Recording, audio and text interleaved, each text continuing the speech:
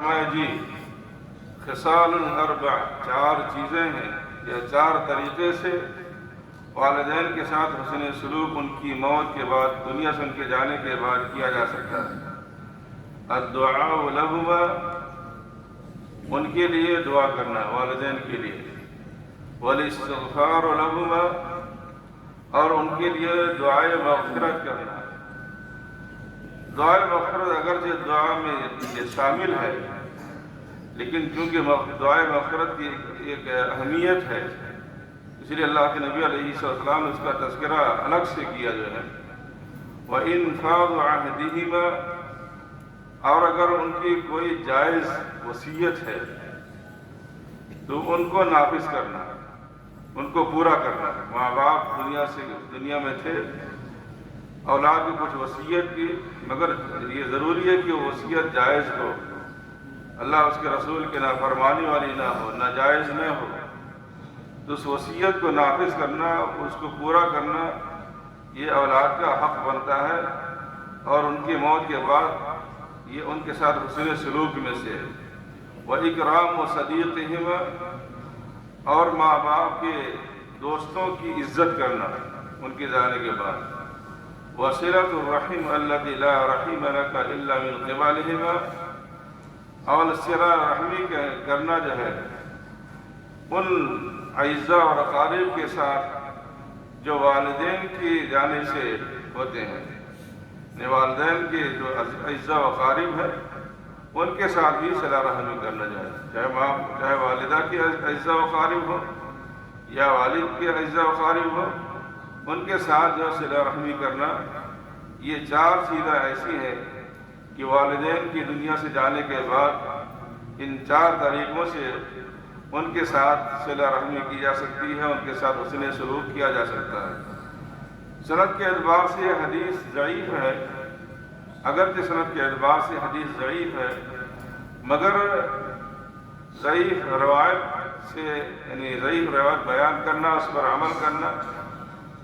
دو تین شرائط کے ساتھ درست ہے۔ ایک تو اس کا یعنی ضعیف بہت زیادہ نہ ہو حدیث، اور دوسرے جو ہے کہ اس کا معنی صحیح حدیث میں پایا جاتا ہے، اس کی اصل صحیح حدیث میں پائی جاتی ہے۔ تو یہ چار چیزیں جو بھی ہیں اس کی اصل صحیح حدیث میں پائی جاتی ہے، اس لیے اس کو بیان کرنے میں کوئی حرج نہیں ہے۔ پھر اس کے بعد اگلی جو روایت ہے، عن ابی صالح عن ابی ہریرہ رضی اللہ عنہ قال ترفع للمیت بعد موته درجته فيقول اے ربی ای شیء هذه فيقال ولدك استغفر لك۔ ابو صالح ابو ہریرہ رضی اللہ تعالیٰ عنہ سے روایت کرتے ہیں، ابو ہریرہ رضی اللہ تعالیٰ عنہ نے فرمایا، حدیث جب صحابی کوئی بیان کرتا ہے یا صحابی کی بات کو اثر کہا جاتا ہے، نبی کریم صلی اللہ علیہ وسلم کی بات کو، فرمان کو حدیث کہا جاتا ہے۔ تو ابو ہریرہ رضی اللہ تعالیٰ عنہ نے بیان کیا یا فرمایا کہ میت کا درجہ بڑھایا جاتا ہے میت کی، اس کے مرنے کے بعد۔ تو میت کہتا ہے اللہ رب العالمین سے، اے رب یہ میرا درجہ کس وجہ سے بڑھایا جاتا ہے؟ تو کہا جاتا ہے کہ تمہاری اولاد تمہارے مرنے کے بعد تمہارے لیے دعائے استغفار کرتی ہے، تمہارے اولاد کے دعائے استغفار کرنے کی وجہ سے تمہارا درجہ بڑھایا جاتا ہے۔ یہ تو ابو ہریرہ رضی اللہ تعالیٰ عنہ کا اثر ہے، لیکن اس سلسلے میں مرفوع روایت بھی نے اللہ کے نبی علیہ السلام کا فرمان بھی ہے سنن ابن ماجہ میں، اور روایت صحیح ہے کہ اللہ کے نبی علیہ السلام نے فرمایا، ان الرجل لترفع درجته للمیت فی الجنہ، کہ جنت کے اندر آدمی کا درجہ بڑھایا جاتا ہے۔ فیقول ان ھذا، تو وہ کہتا کہ میرا درجہ یہ کیوں بڑھا یار، جبکہ میرا عمل اس درجے کا مستحق نہیں تھا، یعنی میں اپنے عمل کی بنیاد پر اس درجے کو پہنچنے کے قابل نہیں تھا۔ تو وہ اللہ رب العالمین کہے گا کہ جو استغفار، فیقال استغفار ولدک لک باستغفار ولدک لک، یہ جو تمہارا درجہ بڑھایا جاتا ہے، تمہارے اولاد یا تمہارے لڑکے کے تمہارے لیے دعا استغفار کرنے کی وجہ سے، تو اگر اولاد اپنے والدین کے لیے دعا استغفار کرتی ہے دنیا کے اندر، تو آخرت میں والدین کا مرتبہ اور رتبہ جو ہے وہ مقام بڑھایا جاتا ہے۔ اس کے بعد اگلی جو روایت ہے اس تعلق سے کہتے ہیں قال محمد بن سیرین كنا عند ابي هريره ليله فقال اللهم اغفر لابي هريره ولامي ولمن استغفر لهما قال لي محمد فنحن نستغفر لهما حتى ندخل في دعوه ابي هريره رضی اللہ عنہ۔ محمد بن سیرین کہتے ہیں کہ ہم ابو ہریرہ رضی اللہ تعالیٰ عنہ کے پاس ایک رات تھے، تو ابو ہریرہ رضی اللہ تعالیٰ عنہ نے فرمایا اللہم اغفر لابی ہریرہ ولی تو ابو ہریرہ رضی اللہ تعالیٰ عنہ نے دعا کیا کہ اللہ تعالیٰ تو ابو ہریرہ کو بخش دے اور ابو ہریرہ کی ماں کو بخش دے، وَلِمَنِ اسْتَغْفَرَ لَهُمَا اور ان سب کو بخش دے جو ابو ہریرہ اور ان کی والدہ کے لیے دعائے مغفرت کریں۔ اس روایت کے سے معلوم ہوتا ہے ایک تو کہ ابو ہریرہ رضی اللہ تعالیٰ عنہ کس طرح سے اپنی ماں کے لیے یعنی حسن سلوک ان کی مرنے کے بعد بھی کرتے تھے کہ ان کے لیے دعائے مغفرت کرتے تھے۔ دوسرے یہ کہ جو ہے محمد بن سیرین کی اس روایت سے اندازہ پتہ چلتا ہے کہ آدمی کے ہر مسلمان کو صحابہ کی دعا یعنی صحابہ کی دعا لینے کی کوشش کرنا چاہیے، اور کس طرح سے کہ جو ابو ہریرہ اور ان کی ماں کے لیے دعائے مغفرت کرے گا تو جو ہے وہ اسے بھی بخش دیا جائے گا۔ جو آج اگر ہم ابو ہریرہ رضی اللہ تعالیٰ عنہ اور ان کی والدہ کے لیے دعائے مغفرت کرتے ہیں تو ہمارے بھی بخشش ہوگی، کیونکہ ابو ہریرہ رضی اللہ تعالیٰ عنہ نے دعا کیا تھا کہ اللہ رب العالمین اسے بھی بخش دے جو ابو ہریرہ اور ان کی والدہ کے لیے دعائے مغفرت کرے جو ہے۔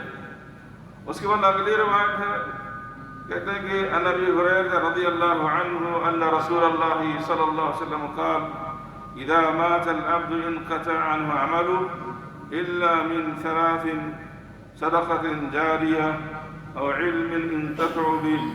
او ولد صالح يدعو له۔ کہتے ہیں کہ ابو ہریرہ رضی اللہ تعالیٰ عنہ سے روایت ہے کہ اللہ کے رسول صلی اللہ علیہ وآلہ وسلم نے فرمایا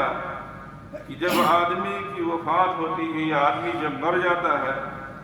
تو اس کے عمل کا سلسلہ اس سے منقطع ہو جاتا ہے، ختم ہو جاتا ہے۔ یعنی جو ہے جب آدمی مر جاتا ہے، اس دنیا سے چلا جاتا ہے، تو اس کے عمل کا فائدہ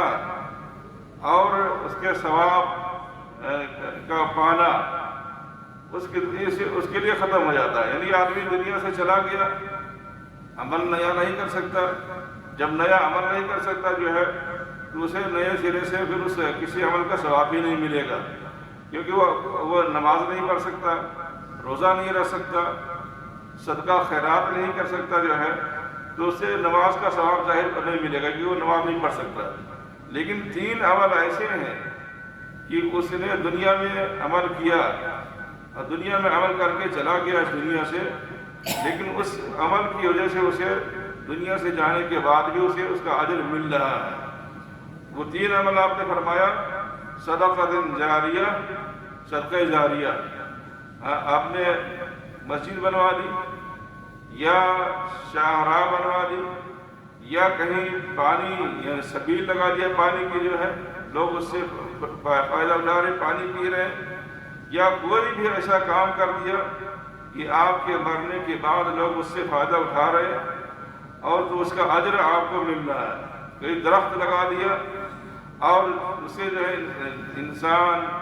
حیوان، چرند پرند اسے جو ہے اس کا پھل کھا رہے ہیں، اس سے فائدہ اٹھا رہے ہیں، اس سے سایہ حاصل کر رہے ہیں، تو یہ صدقہ جاریہ ہے۔ تو اس عمل کا اجر جو ہے آپ کو آپ کی اس دنیا سے جانے کے بعد بھی ملے گا جو ہے۔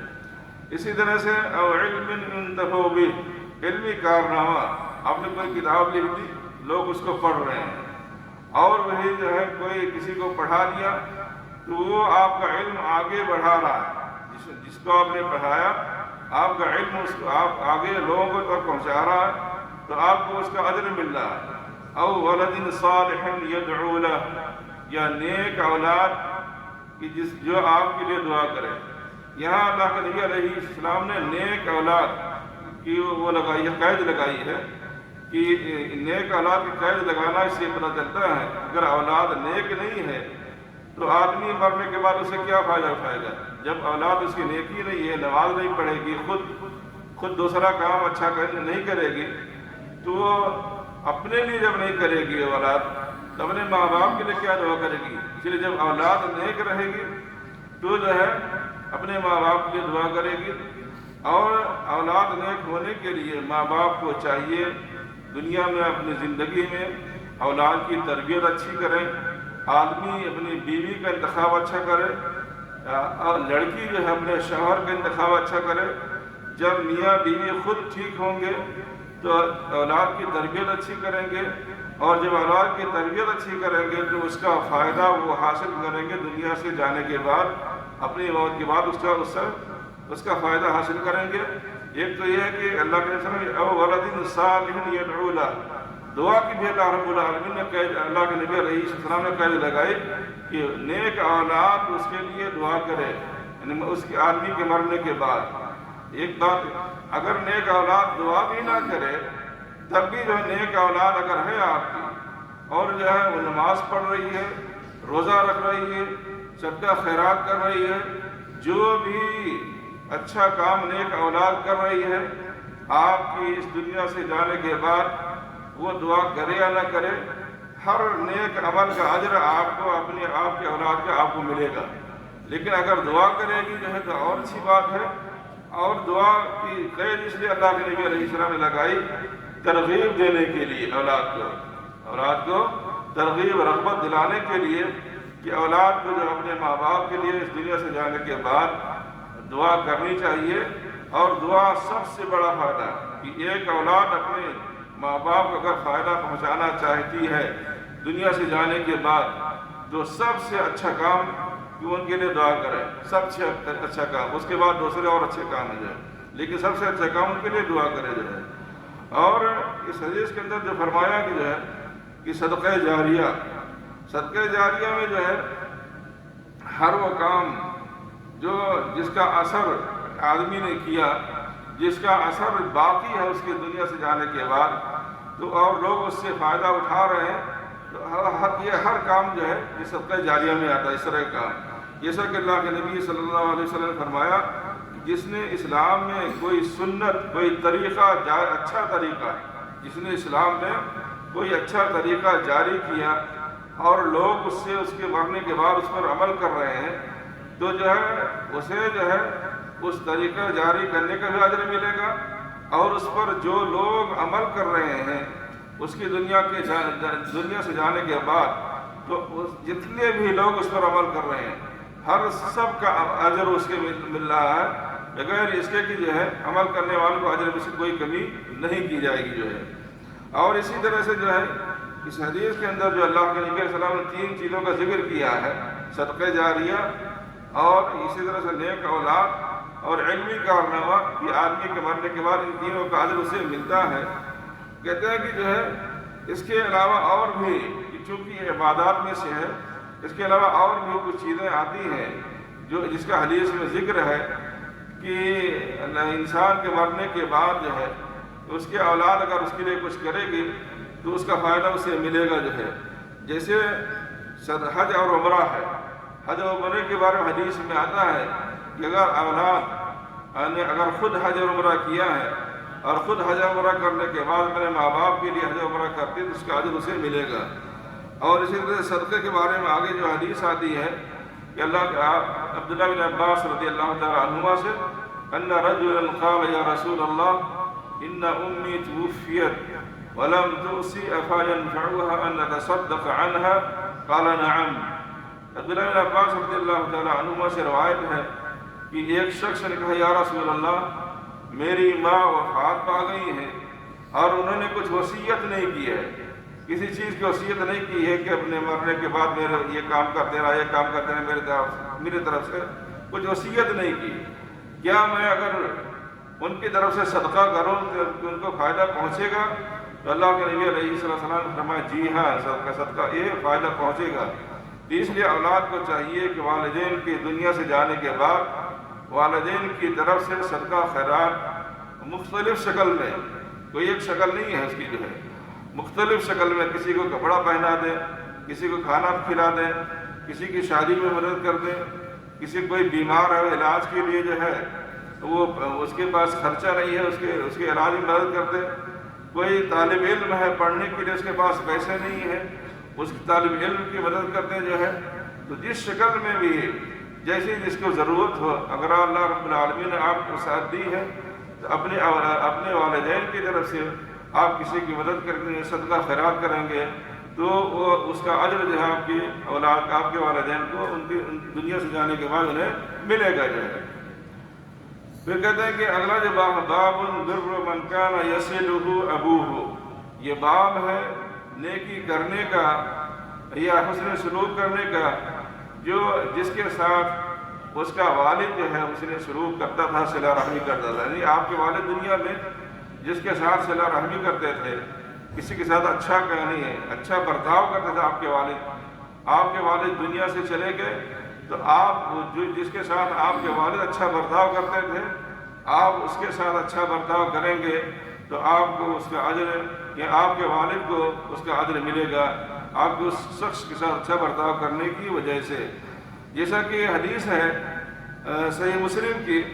عبداللہ بن عمر رضی اللہ تعالیٰ عنہ کے بارے میں آتا کہ ایک بدو شخص سے ملاقات ہوئی، عبداللہ بن عمر رضی اللہ تعالیٰ عنہ کی ایک بدو شخص سے ملاقات ہوئی مکہ کے راستے میں، تو اس نے جو ہے عبداللہ بن عمر رضی اللہ تعالیٰ عنہ سے سلام کیا اور اسے اپنے گدھے پر سوار کر دیا۔ عبداللہ بن عمر رضی اللہ تعالیٰ عنہ کے پاس ایک گدھا تھا، جب اونٹ پر سوار ہو کے تھک جاتے تو اس گدھے پر سوار ہو جاتے، تو اس شخص جو بدو ملا جو ہے جو مکہ کے راستے میں تو وہ پیدل تھا، تو عبداللہ بن عمر رضی اللہ تعالیٰ عنہما نے جو ہے اس بدو کو اپنے گدھے پر سوار کر دیا اور اسے اپنا امامہ دیا، جو امامہ اپنے پہنا ہوا تھا اپنے سر پر، اپنا امامہ اتار کر کے اپنے سر سے اس بدو کو دے دیا جو ہے، اس کے سر پر رکھ دیا جو ہے۔ تو کہتے ہیں کہ عبداللہ بن دینار، مالک بن دینار نے کہا کہ اللہ رب العالمین آپ کو درست کرے، اصلحک اللہ۔ کہتے ہیں کہ انہم العراب وانہم یرضون بیسیر، یہ تو بدو آدمی تھا اور یہ بدو لوگوں کو اتنا دینے کی ضرورت نہیں ہے، آپ نے گدھا بھی دے دیا، اپنا امامہ بھی دے دیا جو ہے، بدو لوگوں کو اتنا دینے کی ضرورت نہیں ہے، آپ اس کو 1 دینار 2 دینار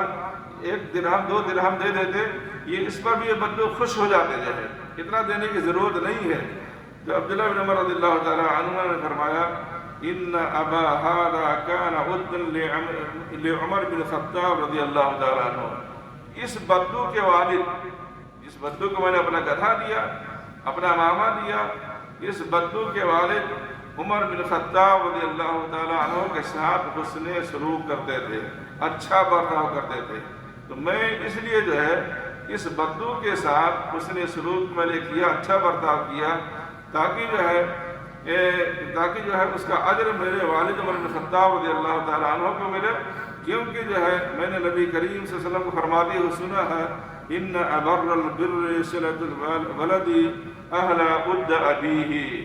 کہ جو سب سے اچھا حسن سلوک یا سب سے اچھا برتاؤ یہ ہے کہ آدمی جو ہے اس شخص کے ساتھ اچھا برتاؤ کرے جس کے ساتھ اس کے والد اچھا برتاؤ کرتے تھے، یعنی آپ کے والد کسی کے ساتھ اچھا برتاؤ کرتے تھے تو آپ کے والد کی دنیا سے جانے کے بعد آپ اس شخص کے ساتھ اچھا برتاؤ کریں گے تو گویا کہ جو ہے اس کا اجر جو ہے آپ کے والد کو ملے گا، اور یہ سب سے اچھا سلوک ہوگا جو ہے آپ کی طرف سے، جس کا اجر آپ کے والد کو ملے گا، آپ کے والد کے لیے آپ کی طرف سے اچھا سلوک ہوگا جو ہے۔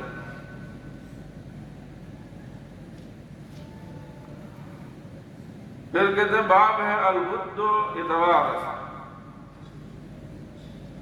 الود یتوارث، یہ محبتیں وراثت میں ملتی ہیں،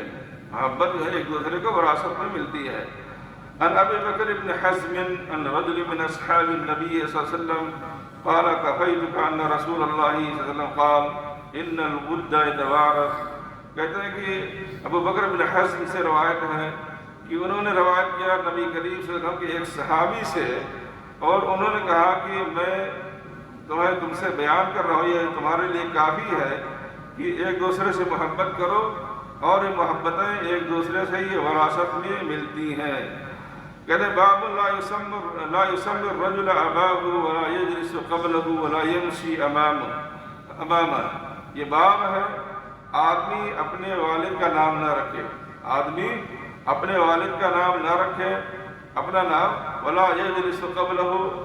والد سے جب کہیں مجلس ہو، بیٹھنے کی ضرورت پڑ جائے تو اپنے والد سے پہلے خود نہ بیٹھے، ولا يمشي امامه، والد کے سامنے نہ چلے، والد کے آگے سے نہ چلے، والد کے پیچھے سے چلے۔ کہتے ہیں کہ ان ابا ہریرہ ابصر رجلین فقال لاحدهما ما هذا منك فقال ابي فقال لا تسمه باسمه ولا تمشي امامه ولا تجلس قبله۔